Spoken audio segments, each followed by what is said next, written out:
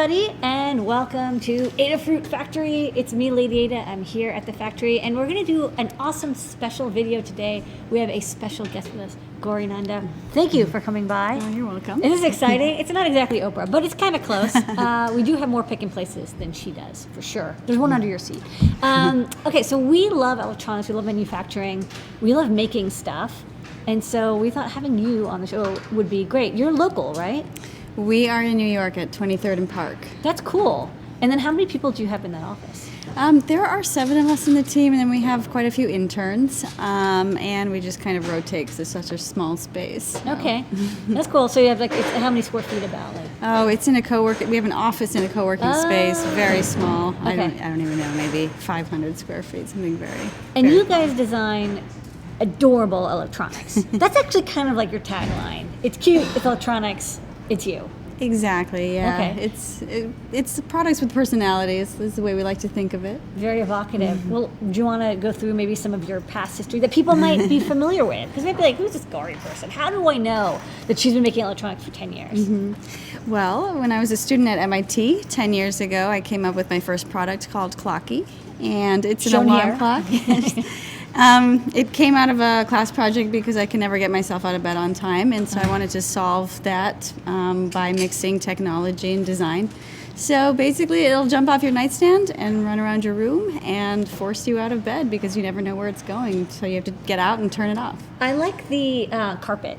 Well, not carpet, but it's fuzzy. That was the original prototype, yeah. Yeah, because first off, it's functional, right? When it lands, it's like cushioned a little bit, but it's also like adorable. And you actually have a story we tell sometime here about how like the first Aibo, remember like the Aibo dog robot? Yeah. Well, they kind of weren't that great, because it was like the first robot dog. And so instead of making a dog, they made it a puppy. Because like when a puppy like falls over, it's like adorable, So I think like making electronics, like you said, that personality, you kind of forgive them a little bit for their like, yeah, that's exactly flaws, yeah. That's exactly the way we thought of it. We were like, we can make this thing kind of sound a little bit like R2-D2, and it's sort of cute, and it evokes this idea of cats kind of, coming at you in the morning and trying to get you up in the morning. So it's supposed to be like a pet. Yeah, like your pet alarm clock. And I actually bought one when it came out, which is actually an interesting story. So how did you get from that fuzzy prototype, like one that you handmade, to this, the fancy one? Is there a good story behind that?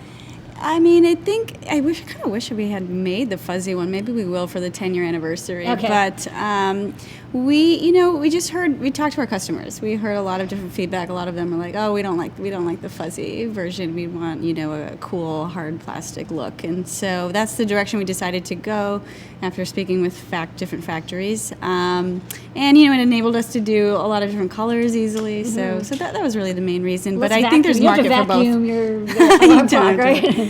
That could be cool though. And then, but how like manufacturing wise? Because you design the electronics for the prototype. So like, let's get into you can get as technical as you want. Like, how did you literally get from you had one and then you had like tens of thousands? How did that happen? Just in terms of marketing, it was something that people love to talk about and share, and like they love to, when they hear about the product, they love to tell you their can't get out of bed story. So it has that very sort of emotional appeal to it, and people love to share it because it makes other people laugh. That's good. Yeah, it's something that you can show off and share. Definitely will get you more people. Exactly. So did you actually go to factories with the fuzzy prototype and just say this, or did you have to redesign the whole thing? Yeah. We started out redesigning it in the U.S. Then I just found engineers all over the world. Eventually, I started working with the engineers that were at my factory, and I found that to be really good for the process because it kind of cut down the time, from getting it from design for manufacturing to actually manufacturing. Did the company? Sometimes I hear like, oh, if you want to make like a 3D printer, go to a factory that makes like paper printers because they have the knowledge of how to deal with gears and like paper and like things it's moving and extruding. Did the factory you ended up with, did they have experience with similar stuff? Yeah. Actually, the factory we ended up with first was primarily in gears and motors. Okay. And they didn't know anything about toys. So they were like, they wanted to learn it with us, and because we had such a collaborative process, we just sort of figured it out together. That's cool. We could have gone to just like a regular toy manufacturer, but I think that because we went to a gear and motor manufacturer, we ended up getting a product that was much, much smaller than we originally anticipated, which is not really nice for just putting it on a bedside table. It was like the right size. Yeah, leveraging that expertise, and it is kind of interesting. It's like picking the right partner. It isn't just who's the cheapest, right? It's also who can get the job done. Yeah, and who you have a good rapport with. That you can, language is such a big part of it, especially when you're going overseas. So. And did you go overseas a lot? Yeah, I did. I mean, I actually initially I was planning on going there for 3 weeks. Ended up staying there for like 3 months and just kind of living out of a carry-on suitcase until I figured it out. But it's important, right? I mean, you have to be there as they're coming off the line. And I had this sort of deadline in my mind of holiday season, so I just stayed there to make sure that happened. Okay. Well, did you see? Were you there when the first one was? I was. Yeah. Was that like emotional? Like I've created this thing, It was, but it's also like, okay, now we have to go do this other thing because there's a million things to do. So. Yeah, you're like, got it. Okay, so that's how you know you really run a company, because you're like, good, do not do that again. Yeah. So about how many Clockies were there? Initially we made 10,000 actually. We did the first couple thousand over a couple weeks, and then the first batch was 10,000. So that's a pretty good size for a first batch. It was, but I had so much press for the previous year and a half, and so many people who we had captured through our website who wanted to purchase it. And keep in mind, this was pre-Kickstarter, of course. Yeah. Pre any Facebook ads. Like now, it would obviously have been a Kickstarter, but there was nothing. There was no crowdsourcing at all. Like you got some blogs to post it, maybe like boing. Okay. Yeah, and at the time, all I did was have a email sign up on my website, and that's who I reached out to when it was ready. Okay, that sounds great. There was no pre-orders either at that time. No, you're like there was no credit card service that would do that. Yeah. Now it's a totally different world. I mean, do you wish there had been a Kickstarter? Like, I don't know. I mean, it worked. I mean, I think the problem with doing, with Kickstarter is that there's so many more projects now. And actually, at that time, I probably had less competition because there were less people doing There was nobody doing this stuff. Yeah. So it was able to go viral much quicker. Yeah, absolutely. Yeah. I think it was like the first time people were like, whoa. Yeah. The alarm clock doesn't have to be like AM, FM radio, gray box. It's kind of evocative electronics. I think actually you kind of spearheaded that design philosophy that you see a lot more now. Well, thank you. But who's doing it beforehand? Yeah, right. I mean, the idea that... No, it wasn't cute. Yeah, cute. I think we often accept that, things are designed because the way they are because they're supposed to be, and we don't think that, they could be completely different. So like Steve Jobs, nothing cute. Right. No, I thought it was not cute. Okay, so you're rocking out, you got this Clocky, and so this was your... I mean, did you mean to start a company, or was it kind of like it just sort of happened? So it's kind of funny because my parents were entrepreneurs, and I saw how much they worked, and I thought I would never want to do that. You don't have a life. What kind of entrepreneurs were they? They ran so many different businesses. They had like a newspaper business for a while. They had a video delivery business, VHS tapes for a while. So many different things, a store. And so I grew up thinking I would never want to do that until... I was at MIT creating things, and Clocky kind of, fell into my lap after, I wasn't planning on doing anything, becoming an entrepreneur, but I made this product for a class project. It went viral, and I was like, I don't want to give it up. Like, I want to see it through, and I have a whole vision. Like, you kind of instantly have a vision for it, and so I couldn't, see myself giving it up to somebody else to create. That's good. You don't give up. Okay, so... That worked out, and so you're like, and like all entrepreneurs, business owners, you quickly figured out like it's not enough to have one product. You have to be thinking ahead to the next thing. So what was your next thing? Yeah, I mean that was definitely tricky because I hadn't thought of this thing as a whole brand. But so we just kind of continued on with other versions of alarm clocks that can roll away from you or run away from you for different markets too. I mean, we have the versions that are more for children. Other versions that are for maybe an older group, but just sort of different designs and things. That's what we did with Nanda Home. And so what's this? So this is actually has a a motor inside that will just sort of make it roll around by the force of its own weight, and it doesn't have wheels at all. We just kind of wanted to make this sort of futuristic version of the clock. And what's it called? This one is actually it's called Talkie. Talkie, okay. It's kind of which cute. is spelled differently. It's like Clocky, but with a T. T-O-C-K-Y. Yeah. Talkie. TikTok. Yeah, exactly. Okay. And when about this did this come out? That came out about a year and a half after Clocky did. So like 2009-ish? Okay. Yeah, and it still seems so long ago, but yeah, it was a skinnable product. You could put MP3s in there. Oh, neat. Yeah. Okay, and do people like this one? Yeah. Okay, definitely. cool. And are you still selling Clocky and Talkie? Yeah. Okay, so you can still get these if you go to nendahome.com. It's amazing. It's sort of an evergreen product, yeah. Oh, nice. All right, so that's kind of like, so you have, like what we do at Adafruit is we have like our standards or like cash cows. I mean, there's not tons of cash, but it's like, there's things that's like, okay, people always need a motor shield. So we always have an Arduino shield or Arduino starter kit. But then you always have to be innovating. So now you're starting to move away from clocks. You've got this clock thing down. I've got it down. You got it down. So you're working on the next thing. Yeah, I was kind of like, I can't just only make clocks forever. Like, what's next?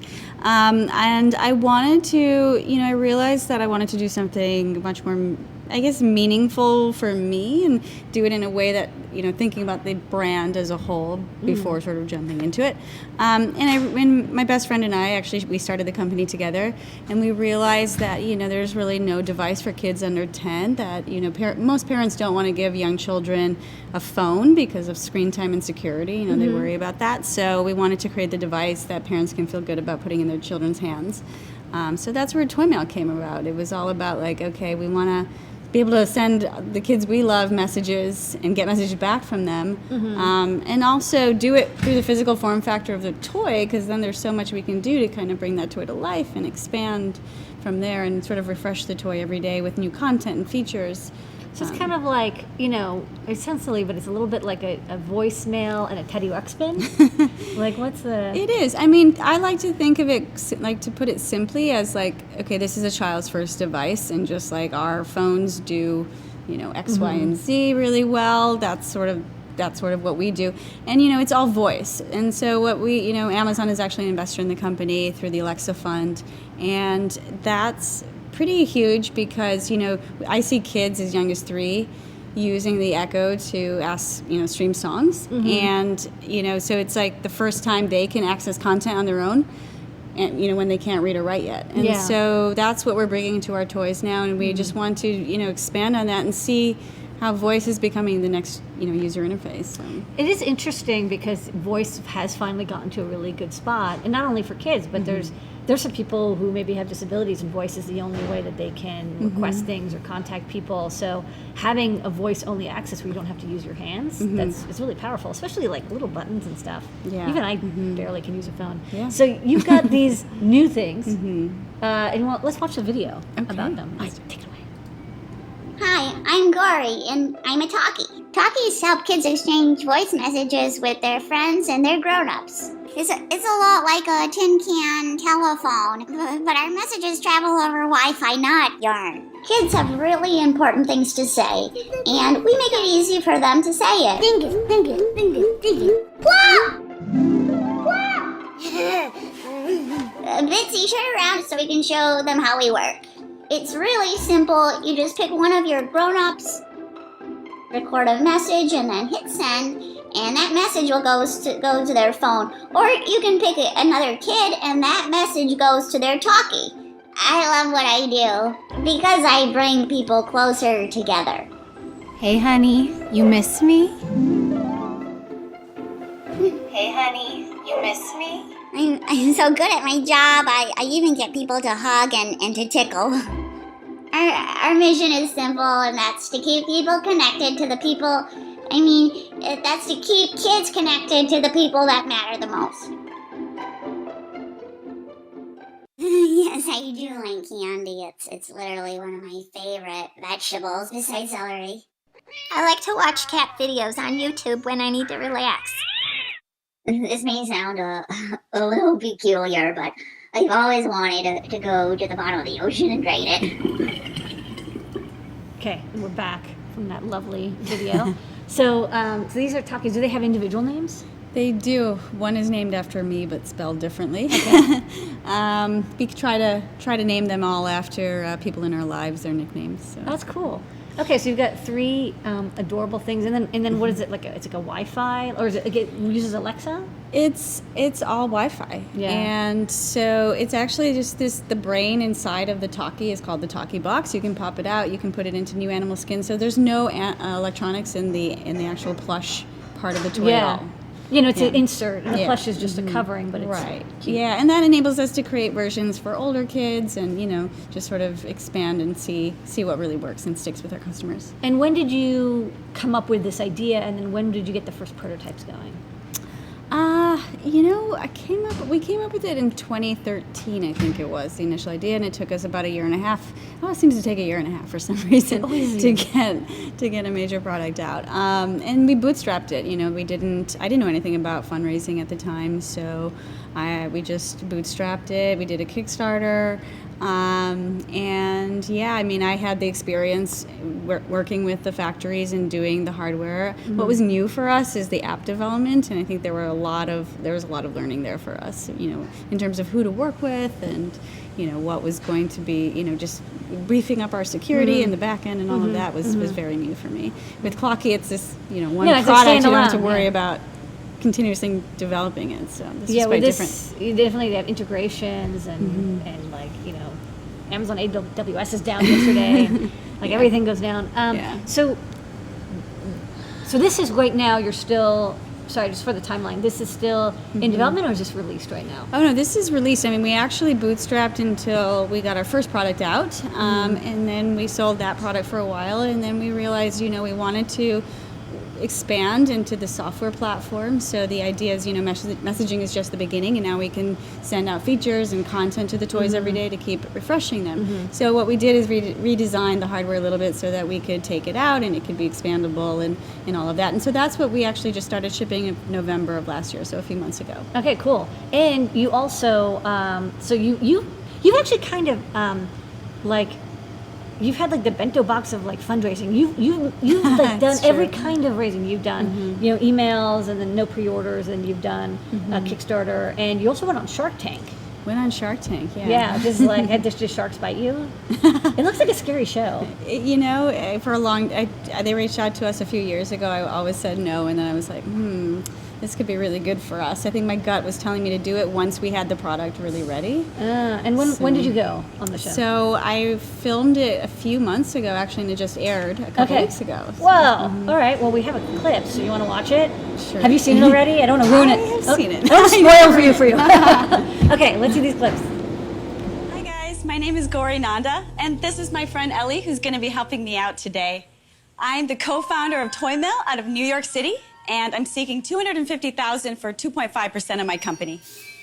Sharks Toymail is all about bringing families together, especially when they're apart. We want to connect parents to kids in the simplest way possible. And we're not doing it by giving your kids a phone. We're doing it with the talkies. Now with the talkies, kids as young as 3 can, for the first time in their lives, send a voice message. And they don't need a phone. They just push a button on the back of their toy, and that message is immediately sent to a loved one. Hi, Dad. Mr. Wonderful says it's fine if I stay up all night watching Shark Tank reruns. Love you. Bye. That message goes to parent-approved contacts, so parents can listen to that message directly with the Toymail app. Hi, Dad. Mr. Wonderful says it's fine if I stay up all night watching Shark Tank reruns. Love you. Bye. And they can use the app to respond. So Ellie's dad might say, tell Mr. Wonderful that vampires don't need sleep, but Ellie does. Tell Mr. Wonderful that vampires may not need sleep, but Ellie does.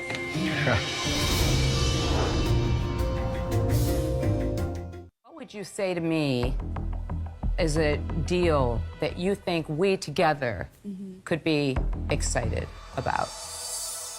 You want her to make you an offer? I do. Wow. I want to hear what she would say. Negotiate against yourself. Gauri, did Mark not offer you the exact same value? And I'm not going to stay here forever, Gauri. I really appreciate Mark's deal, and of course, if you want to, if you could come in with Mark on that deal, of course, 2 sharks are better than 1. Here's what I would say.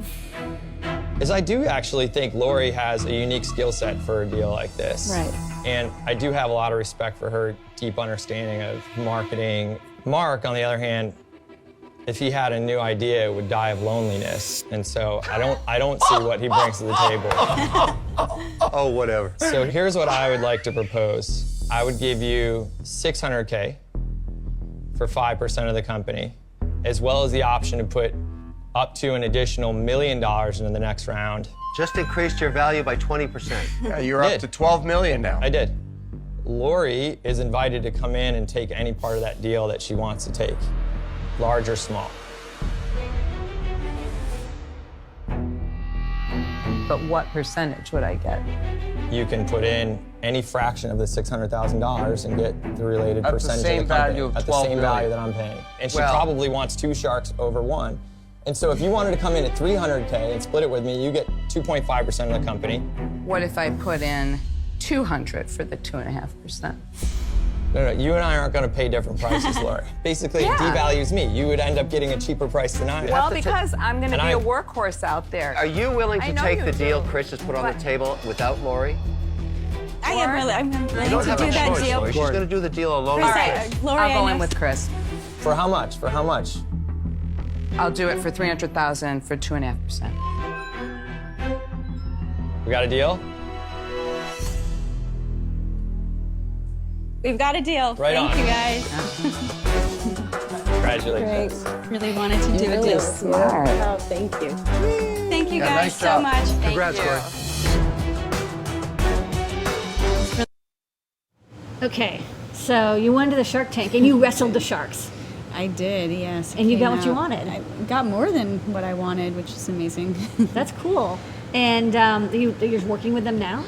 Yeah, I really feel fortunate because we ended up with Chris and Lori, and Chris is really great on the tech side, and Lori is, of course, knows distribution. So for us, it's sort of the perfect pairing.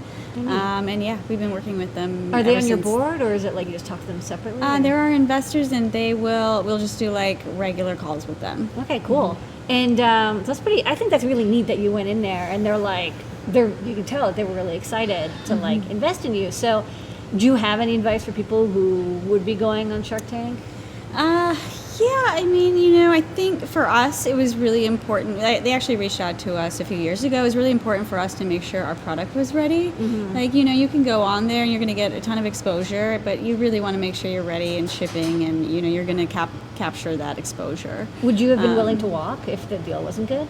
Yeah, we have other investors to report to, so we kind of have to keep it fair on the same level playing field. Which is important too, right? Being able to walk away is the most important thing in negotiation. Yeah, Okay, absolutely. so and now you are actually shipping these plushies anyway, so it's like you already have something in the market. Oh yeah. Can I call them plushies, or is that like no? Well, yeah, they're called actually talkies. Talkies. Talkies. Well, good. You got the talkie market down. And where can people pick up one of these adorable? On our toys? website, toymailtoys.com, Amazon, of course. We'll be in a number of retailers later this year, but that's where you can get them now. Oh, neat. Okay, well, maybe we'll carry them as well. I'm actually kind of excited. Maybe people hack them and especially. We've thought about that. We've thought Yeah. about making it so that it becomes like a STEM toy where kids can program it, create the toy's personality. There's a lot we can do. If it's all web-based, Yeah. I'm sure you will get requests. So that's pretty cool. And do you have any other exciting news that you want to share with people? Upcoming things, events? That's the main stuff right Okay. now. We will be launching our Amazon Alexa version of the product, hopefully later this year. Neat. All right. Well, we love Alexas, and by saying Alexa multiple times, everybody's little Yes. it turns on. All right. Well, thank you so much for being on the show. Oh, thank you guys. This is amazing. So Neat. love what you're doing here. All right, Gauri Nanda, check out her stuff, nandahome.com and toymailtoys.com.